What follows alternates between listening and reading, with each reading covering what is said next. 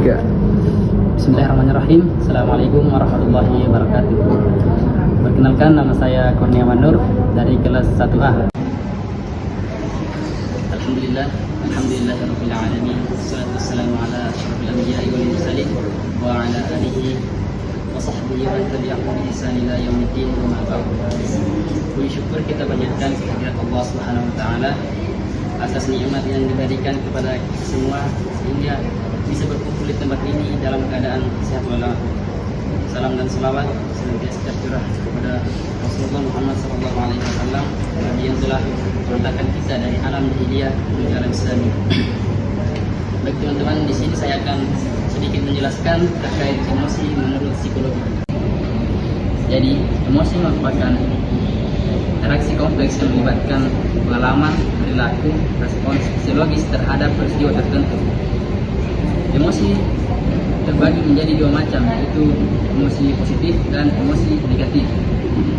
Emosi positif seringkali kita jumpai dalam kehidupan sehari-hari. Contohnya rasa bangga. Ketika kita berhasil mencapai tujuan yang ingin kita capai, ada perasaan bangga terhadap diri kita sendiri. Perasaan bangga itulah merupakan contoh dari emosi positif. Yang kedua, emosi negatif. Emosi negatif itu sering juga kita jumpai dalam kehidupan sehari-hari. Contohnya takut terhadap hewan buas. Nah, selanjutnya teori emosi menurut psikologi.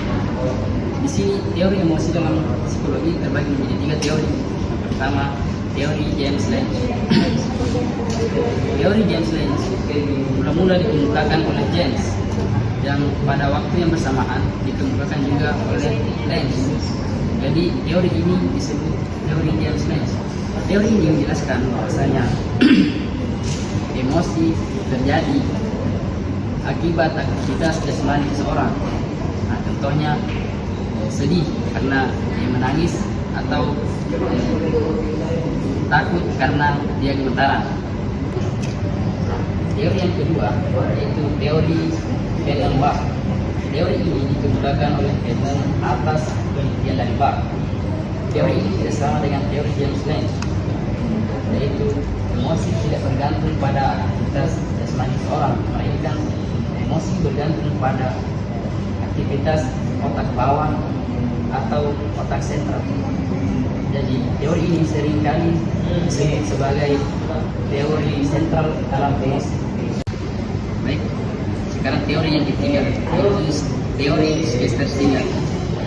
Teori ini menyatakan bahwasanya emosi merupakan hasil interaksi antara dua faktor, yaitu faktor fisiologis dan faktor kognitif. Contohnya, seseorang gemetaran saat ingin menyampaikan argumennya kepada orang banyak. Mungkin itulah sedikit penjelasan terkait emosi menurut psikologi. Mungkin dari teman-teman ada yang ditanyakan.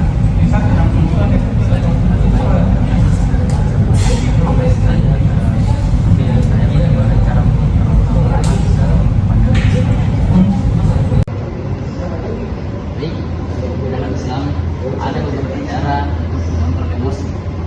Pertama, diam. Rasulullah SAW bersabda, jika salah seorang di antara kalian marah, diamlah. Hadis riwayat Ahmad.